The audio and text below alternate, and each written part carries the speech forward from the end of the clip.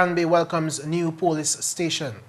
10 single mothers enter new petrol casas, and the Agriculture Investment Unit calls on farmers to make payments on time.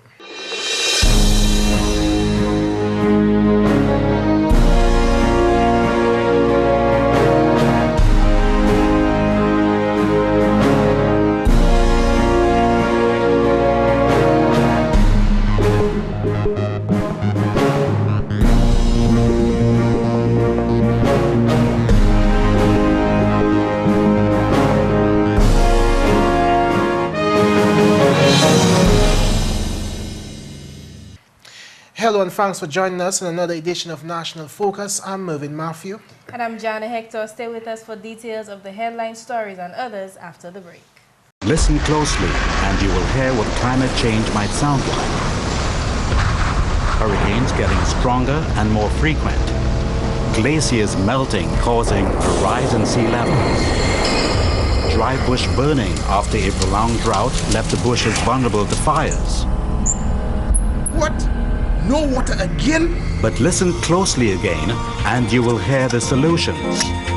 People switching to energy-saving light bulbs. People building stronger homes that can withstand hurricane force winds. Our climate may be changing, but so can we. Making small changes together can have a huge effect on reducing the impacts of climate change. Act now. Rally. Rethink. Respond. This message is brought to you by the OECS Secretariat with funded assistance from USAID. Documentaries and in-depth discussions, community walkthroughs, and Yes We Care. See it all on GIS Channel 7. Welcome back. Time now for the details of the news. The much anticipated Granby police station was officially presented to the Dominican public on Wednesday with a colorful ceremony on the grounds of the facility. The official opening was attended by a large crowd comprising Dominica's head of state, the Prime Minister, Venezuela's ambassador to Dominica, government officials and members of the diplomatic corps, the public and the media. The $3.7 million structure was constructed by local contractors L&R Contracting, a company which Prime Minister Skerrit says he's proud. Lazarus Regis and Donald Litter from this part of Dominica. They were charged with the responsibility of constructing this $3.7 million facility. And I will say to you that that project was done within budget. And this is what the Labour Party government has been doing. It has been empowering ordinary local people by doing these projects, by saying to them that we believe that you have the ability, and we're placing our trust and confidence in you to be able to deliver projects of this nature. And I can say, as the Minister of Finance, I am very, very pleased with the quality of work and also the fact that the project remained within budget. The island's National Security Minister, Honorable Charles Savre, believes the new police station will mean an encouraging atmosphere for security in the area. As have been stated on other occasions, this new facility in itself cannot solve nor prevent crimes. The expectation is, however, that this new, pleasant, beautiful, comfortable and functional setting will engender the appropriate attitude required for improved efficiency by the men and women stationed here. By appropriate attitude, we refer to the constructive police-community relationship, which will ensure that citizens of Granby, and indeed in the rest of the country, feel safe and free to conduct their affairs in a peaceful environment. A parliamentary representative for the Granby constituency, Honorable Justina Charles, views the opening of the police station as proof of movement to the next level. Today we are witnessing the formal opening of the newly constructed police station. more than 12 years after the police officers vacated the old building due to the deterioration of the structural integrity. Following the movement, it cost the government of Dominica about $6,500 monthly for police accommodation, without actually owning a station. During the 2009 general election campaign, we did promise the people of Dominica that we were going to take them to the next level. And this afternoon's celebration is evident that it was not just talk. We are well on the path to this great experience. We now see an improvement in the accommodation for police officers in terms of space, ambience, scenic view, the accommodation for male and female officers, as well as other senior officers. She shared the opinion of Honorable Charles Savre that the new facility will improve the atmosphere of safety in her constituency. It is hoped that these improved conditions will promote a positive work attitude, increase work output, and serve to encourage the officers. And now that we are able to house more officers, we look forward to an increase in the number of officers that will allow for more police patrol in the community, an improved but professional community police relationship that will be geared towards crime reduction. The construction of the new Granby police station ends a 15-year rent arrangement. The new structure was financed through grant funds by the Bolivarian Republic of Venezuela. In related news, 10 single mothers in Granby had their dreams of owning their own homes realized when they were presented with brand new petrol casas. The houses were constructed through grant funds by the Bolivarian Republic of Venezuela. According to Prime Minister Skerrit, this gesture is a clear manifestation of government's commitment to the housing revolution in Dominica. He sees this initiative as government's responsibility to citizens in need. A housing revolution that we started some years ago, criticized by some in society. But this Labour Party recognizes that it has a responsibility to provide improved housing for the less fortunate. And I get really offended when I hear people talk about the manner in which we have been helping poor people. There's no reason why anybody should be jealous of a poor person getting help. There's no reason. And outside of politics, we have a Christian responsibility as a society to look after the poor. And that's what we're doing. You don't have to vote for us because we give you a house. Because we are doing the work that we are responsible to do as a people, not only as a government, as a party, but as a people. We have to be our brother's keeper.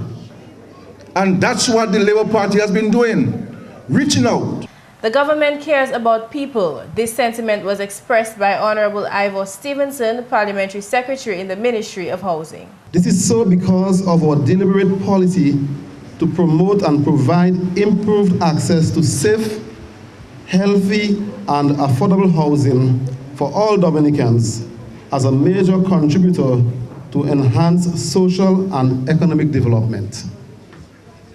We firmly believe that shelter is a basic human need and that the health and well-being of both the individual and the community are directly linked to the shelter enjoyed by its residents. Indeed, a key indicator of the quality of life enjoyed by the citizens of any country can be measured by the number of families that are provided with adequate shelter. The fact that the 2009 Country Poverty Assessment Report shows that poverty in Dominica has reduced is also testimony of our achievements in the housing sector. For the state of a country's housing stock is directly related to levels of poverty. Honorable Stevenson gave a brief overview of the quality of the houses being donated. The Petro Casa technology is new to Dominica. The technology involves the use of prefabricated panels made of PVC erected on a traditional type foundation with a prefabricated roof fastened to a metal frame.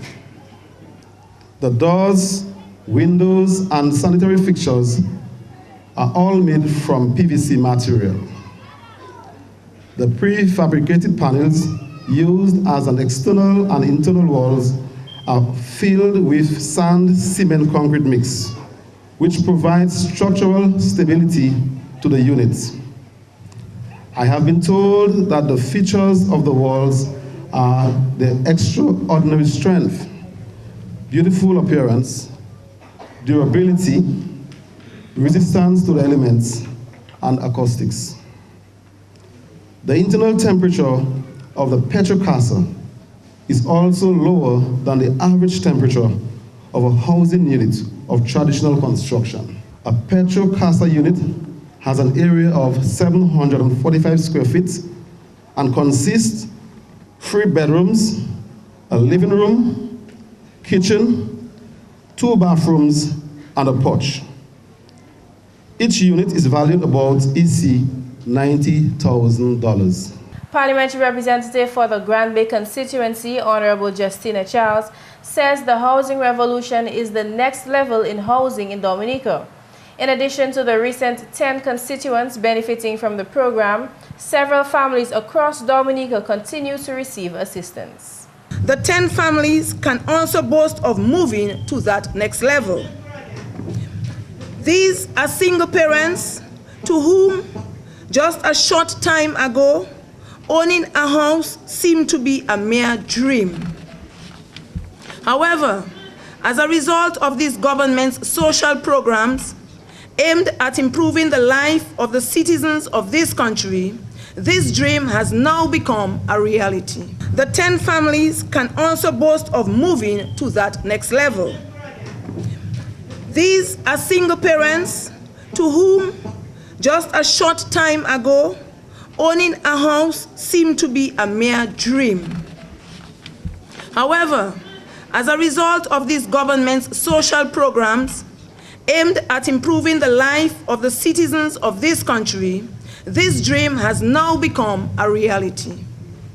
From 2009, in addition to the 10 houses now being commissioned, 45 other families have enjoyed improvements in their housing condition, costing $439,000. Some of these families received new houses, while others were assisted with renovation.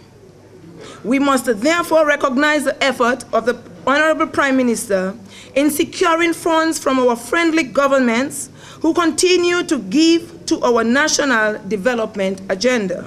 One of the recipients emotionally expressed her gratitude. I am indeed very happy to be given an opportunity as a recipient of one of the Venezuelan funded houses to speak here today. I want to say to the Honorable Prime Minister that owning a house was to me a fantasy. Making this mental image become a reality was definitely beyond my ability. I trusted God. I can safely say that all of us receiving these houses today were in the similar predicament. I could not give forth to building a house since I do not own land. My engagement as a self-employed individual only allowed for hand-to-mouth situation. Therefore, building a house was truly a fantasy. Whenever it rained heavily and the waters would come pouring in, my cry would be, one day God will bless me with a house to call my own. Sometimes I wondered, is anyone hearing my cry? Little did I know that somewhere beyond the horizon, a man with a very big heart by the name of Hugo Chavez heard my cry. May his soul rest in peace. Never did I realize that on this 9th day of April 2013, my dream of owning a house is no longer a fantasy, but a reality. In his remarks at the handing over ceremony, His Excellency Hayden Pirela Sanchez, Venezuelan ambassador to Dominica, assured Dominicans that Venezuela will continue to assist Dominica. In other news, the government of Dominica recently empowered a few young people in St. Joseph constituency. With much of the feeder roads being constructed in that area, government saw it fit to make lands available with the intention to stimulate productivity among young people within the agricultural sector. Parliamentary representative for the St. Joseph constituency spoke about this recent initiative by government in a recent interview with GIS News. In St. Joseph in particular, government has gone a step further. And as a member of parliament, I have made representation on behalf of the people so that the government could make available to the people of St. Joseph the lands at center, which used to house the old agricultural station. And we are aware that when the martyrdom came down in 2011, that entire area was wiped out. But now that the martyrdom no longer poses a threat, we have seen the need as a government and as the Labour Party administration to make these lands available to the people of St. Joseph, particularly the young people, so that they can establish some small business enterprises. And I'm speaking here of things like animal rearing, of bees, of the smoking of meats and so forth, and a number of other areas, short-term crops, that will significantly impact the livelihoods of the people of St. Joseph and provide some level of self-sustained jobs for the people of St. Joseph. And I'm very pleased with this initiative, and as a member of parliament, I'm looking forward to working along with the residents of St. Joseph to ensure that we can develop this area once again and have our people back to work. The parliamentary representative, elated about this new venture, expressed gratitude to the Prime Minister. I must say thanks to the Prime Minister for really stepping forward and really ensuring that the people of St. Joseph, particularly the young people, they could have some level of opportunity so that they can now progress themselves in a very productive way. And I believe moving forward we'll continue to work to ensure that much more work can be done here in this constituency. Program Officer at the Agricultural Investments Unit, Michael McIntyre, believes the unit is meeting its objectives. McIntyre made the remarks during a discussion at GIS Studios organized by the Division of Agriculture. The unit has assisted farmers with necessary funding to increase their production. Head of the unit, Dr. John Toussaint, says scores of farmers have benefited from that program. He further noted that much more can be done if the beneficiaries make payments on time. He explained that the late payments are affecting those who have submitted applications to the unit. We're speaking now with the head of the Agricultural Investment Unit, Dr. John Toussaint. Dr. Toussaint, welcome to GIS, and thank you very much for giving us the opportunity to speak with you about a matter which is of grave concern to you and your department, which is the delinquency of farmers paying back to the unit. Talk to us about this. Yeah, good morning, and thank you again for inviting me, for giving me the opportunity once again to appeal to the farmers. Please come forward and meet your commitments, because there are many other farmers who are out there waiting. We have over 300 farmers who have sent in their applications and are awaiting support from the program. And if you don't come and meet your commitments and pay up, they will not be able to meet or to access the funds. The idea of this fund was to promote and commercialize agriculture. And this is what the government of Dominica wants, providing money. $2 million were given to the Agricultural Investment Unit for this purpose. And it was placed at the aid bank at 0% interest. And the farmers were given up to $100,000. The grace periods varied from 3 months to 8 months based on the commodity which is being produced. And what we realize, although the farmers are producing, because we do a lot of field monitoring, field surveillance, there is a project officer and the field officer who are always on the field. We take off pictures when we go on the farms because we're excited about our work, because the farms are doing good, production looks good. But at the end of the day, the farmers are not coming to pay. So I want to appeal to these producers, come forward, these delinquent farmers, come forward and pay. Presently, we have about 82% delinquency, and this is extremely, extremely high. There's a project approval committee,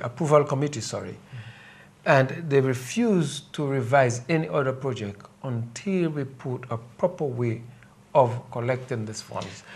But have you been approaching the farmers, though? We have done this on several occasions. We have met them personally. We have visited their farm. We have appealed to them. As we understand that the minister himself has spoken to the farmers. Yes, the last thing that the minister had to do, well, he and the PS, they actually visited every one of the delinquent farmers, went on the farm, saw their production, and spoke to them. Tell me how much you feel you can pay every month. And based on the figures the clients gave, the minister came back to us at the AIU and said, do a refinancing based on this. And even after we did this, the farmers are still not paying. You have 15 seconds to make a final appeal to the farmers. Please, farmers out there, I mean, some of you are 46 months delinquent. Some of you took loan from the time the program started and have not paid. Some of you are 20 months delinquent, etc., etc. Please, just as you were served and the projects, the fund helped you to move your project forward, just as you were able to produce a lot more and you had a better living for you and your family, I'm asking you, consider the other farmer. The other farmer is also waiting. He's right at the back door. There are over 300 applicants waiting to be incorporated into the project. And I would appeal to you all, please come forward. Pay the money. It is our program. Let us not shoot ourselves by the foot. Let us move agriculture forward. Agriculture is our business. Doctor, thank you very much. And I hope that the farmers finally take some time to take heed to your calls. Okay, thank you very much again. Moving along, the government of Dominica lends its full support and commendation to the Cadet Corps on the island. Honorable Alvin Bernard, Minister of State in the Ministry of Foreign Affairs, represented Prime Minister Honorable Roosevelt Skerrit at the Cadet Day Parade, which was held at Benjamin's Park in Portsmouth last Saturday. Honorable Bernard stated that the government acknowledges the Cadet Corps as the premier organization in Dominica at the secondary school level, which helps to curb violence and antisocial behavior. He said since the Corps' revival in 2001, it has made much progress, and Dominica is now a well-known destination for adventurous training. Since the Corps was revived in 2001, no less than 3 groups of 4-star cadets from Barbados have come to Dominica for their adventurous training. Just about 2 weeks ago, we were happy to welcome a captain and lieutenant from Grenada who came on a reconnaissance mission in preparation for the arrival of the 4-star cadets to their adventurous training during the summer holiday. Dominica is rapidly gaining the distinction as the destination of choice for adventurous training. And this is one good reason why all of you should be proud of being a member of the Dominica Cadet Corps. Honorable Bernard urged the public to support the efforts of the Corps, and he left some encouraging words with the new recruits. I call on our corporate citizens, the officers, teachers, parents, and civil society to come together to ensure the full potential of our youth. Let me exhort all of you, cadets, to be a shining light in your family, be a beacon of hope in your schools, a lamp to the feet of your peers, an acolyte in your church, a role model in your community, and an icon in nation building. Minister for Youth and Culture, Honorable Justina Charles, also shared Honorable Bernard's view. She encouraged the young recruits to keep focused and committed to their service to the Cadet Corps. You will be bombarded as you move around, as you go through your school, as you walk through your society, with many antisocial behaviors, and you will be bombarded with peer pressure from your peers. But I want to say to you, your enrollment in the Cadet Corps should serve as an impetus to want to be an aspiring leader in this country. It is now an avenue for you to excel. Honorable Charles stated that the training which the recruits will receive from this establishment will aid in their development throughout life, at home, school, and even in the workplace. These are the things that will appear on your resume, your engagement in groups. Very often our employers look to see our involvement in organizations such as the Cadet Corps. And usually our employers know that when our cadet officers, when officers move through the Cadet Corps, they expect a certain level of productivity, a certain level of discipline, and all of the attributes that you will acquire while being in the Cadet Corps. So all of it is to your advantage. Both Honorable Charles and Honorable Alvin Bernard commended the leaders of the Cadet Corps for volunteering their time, energy, and resources so that the youth of the country can develop their true potential. The Cadet Day Parade was held in culmination of Cadet Week 2013. And that's the English news. Stay tuned for the tip of the day. Listen closely and you will hear what climate change might sound like. $30 for a hand of bananas? Severe drought could destroy banana plants and drive food prices up. And now we can see the dead coral reef below us. Dead coral? I thought it was alive. No, it's dead. If you look at the pictures, you can see what the coral used to look like. Oh, wow. Natural wonders like coral reefs are disappearing. But listen closely again, and you can hear the solution. People disposing of garbage responsibly and not in drains and rivers. People responsibly discarding engine oil. Our climate may be changing, but so can we. Making small changes together can have a huge effect on reducing the impacts of climate change. Act now. Rally, rethink, respond. This message is brought to you by the OECS Secretariat with funded assistance from USAID. Documentaries and in-depth discussions, community walkthroughs, and Yes We Care. See it all on GIS Channel 7. Channel 7. Channel 7.